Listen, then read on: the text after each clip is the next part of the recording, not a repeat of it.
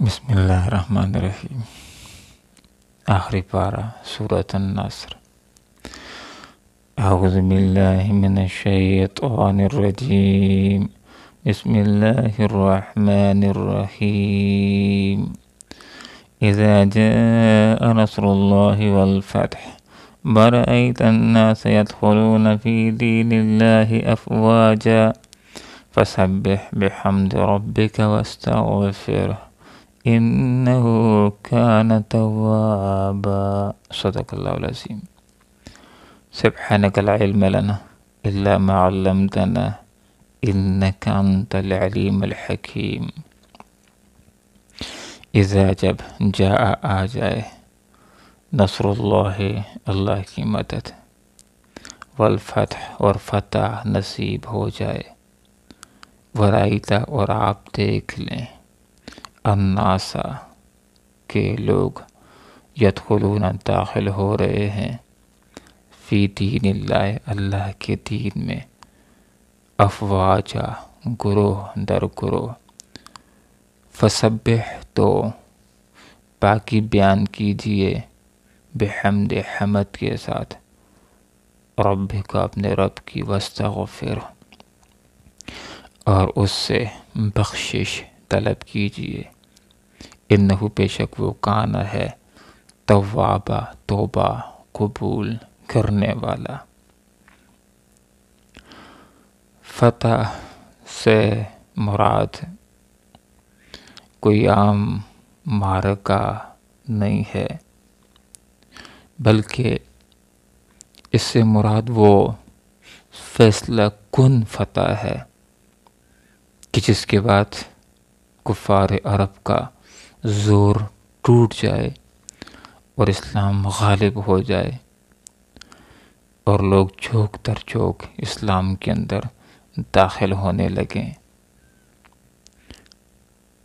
اکثر مفسرین حضرات کی یہ رائے ہے کہ فتح سے یہ مراد فتح مکہ ہے کہ اس کے بعد ہی لوگ چوک در چوک اسلام کے اندر داخل ہونے لگے۔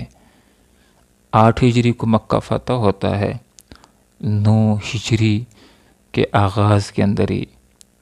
قبائل کے گروہ آپ صلی اللہ علیہ وسلم کے پاس آتے چلے گئے، اسلام قبول کرتے چلے گئے۔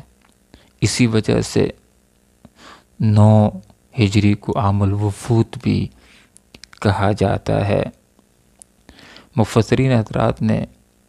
یہاں پر فتح سے مراد فتح مکہ ہی لیا ہے، اور یہ بات بھی ذکر کی ہے کہ اکثر قبائل کی یہ سوچ تھی کہ آپ صلی اللہ علیہ وسلم اگر کفار مکہ کے اوپر غالب آ گئے تو آپ حق نبی ہیں، اس وقت ہم مومن ہو جائیں گے، مسلمان ہو جائیں گے۔ اور واقعی جب مکہ فتح ہوا تو لوگ چوک در چوک آتے چلے گئے اور مسلمانوں کی تعداد میں اضافہ ہوتا چلا گیا۔ مسلمانوں کی تعداد فتح مکہ کے موقع پر 10,000 تھی، لیکن اس کے بعد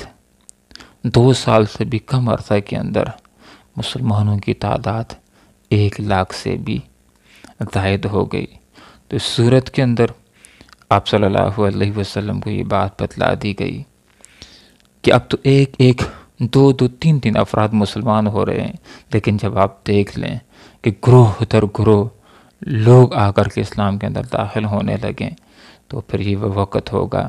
کہ جب آپ نے مزید اللہ رب العالمین کی بطور شکرانہ کے تسبیح کو بیان کرنا ہے اور اپنے رب کے سامنے استغفار کرنا ہے۔ یہاں پر اسلام نے ایک بندے کو یہ تعلیم بھی دے دی ہے کہ اگر وہ اسلام کو غالب کرنے کا بہت بڑا کام بھی کر لے، تب بھی اس کے دل و دماغ کے اندر یہ بات نہیں آنی چاہیے کہ نعوذ باللہ اس نے اللہ کے اوپر کوئی احسان کر دیا ہے، بلکہ اس کی سوچ یہ ہونی چاہیے کہ اس کے اوپر اللہ رب العالمین کا احسان ہوا، اللہ نے اس کو اپنے دین کے غلبے کا کام کرنے کی توفیق عطا فرمائی۔ بلکہ ایک آدمی اگر نیک کام کر لیتا ہے، اچھا کام کر لیتا ہے، جائز کام کر لیتا ہے، تو اس کو قبول کرنے کے لیے کہ اللہ رب العالمین اس کو قبول کر لے، دعا بھی کرے، جیسے کہ حضرت ابراہیم علیہ السلام نے اور حضرت اسماعیل علیہ السلام نے اللہ کے گھر کو تعمیر کیا تھا اور دعا بھی فرمائی تھی، ربنا تقبل منا انک انت السمیع العلیم وتب علینا انک انت التواب الرحیم، کہ اللہ ہم سے اس کو قبول فرما، بے شک تو ہی سننے والا بھی، تو ہی جاننے والا بھی ہے۔ اور انسان کو جب فتح مل جائے، انسان کامیاب ہو جائے، تو بجائے اس کے کہ انسان فخر کے اندر، گھمنڈ کے اندر، غرور کے اندر آ جائے، اس کو اللہ رب العالمین کا شکر ادا کرنا چاہیے، اس کو شکرانے کے نوافل ادا کرنے چاہیے۔ جب آپ صلی اللہ علیہ وسلم نے مکہ کو فتح کر لیا تو آپ صلی اللہ علیہ وسلم کے بارے میں روایات کے اندر یہ بات آتی ہے کہ آپ صلی اللہ علیہ وسلم کا سر مبارک عاجزی کی وجہ سے اونٹنی کی کوہان کے ساتھ لگ رہا تھا، اور آپ عاجزی کے ساتھ مکہ کے اندر داخل ہو رہے تھے، اور آپ صلی اللہ علیہ وسلم نے 8 رکعت نماز بھی ادا فرمائی، آپ نے نوافل بھی شکرانے کے ادا فرمائے۔ تو اس سورہ بینہ کے اندر ہمارے سامنے یہ درس آ جاتا ہے کہ ہم بھی اگر کوئی نیک کام بھی کر رہے ہیں، اچھا کام کر لیں، تو ہمیں اس کے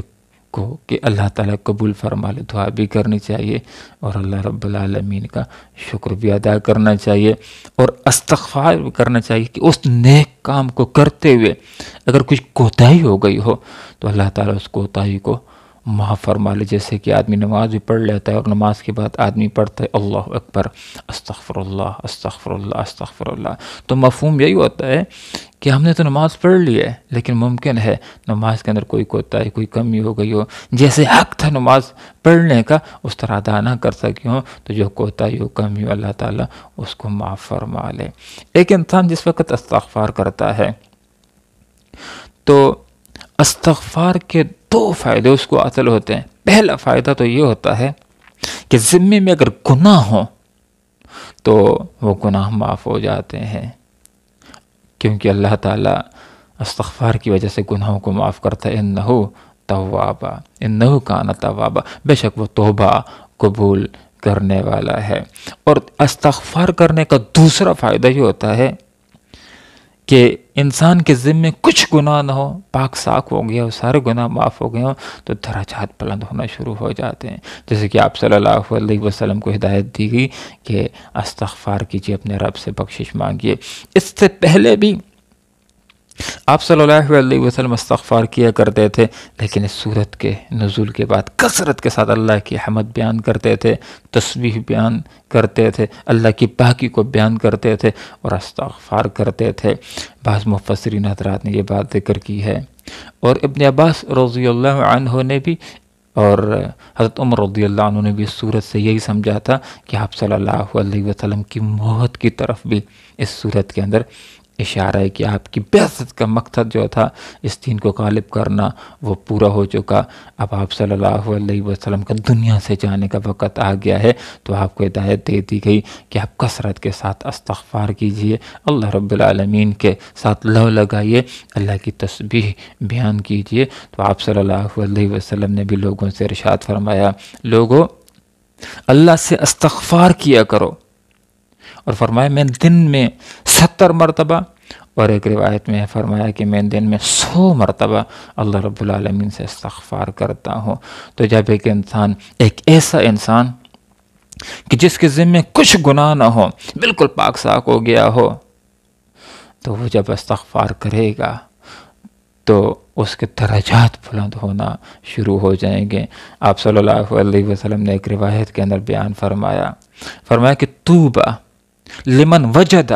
فی صحیفتی استغفارا کثیرا، اس بندے کے لیے آخرت میں بہت بڑی خوشخبری ہوگی جس نے اپنے نامہ اعمال کے اندر کثرت کے ساتھ استغفار کو پایا۔ اللہ رب العالمین سے دعا کرتے ہیں کہ اللہ تعالیٰ مجھے اور آپ کو بھی اس بات کی توفیق عطا فرمائے کہ ہم اللہ کا کام کرنے والے ہوں، اللہ کے دین کا کام کرنے، اللہ کے دین کے غلبے کا کام کرنے والے ہوں، اور اللہ تعالیٰ ہمارے ذریعے سے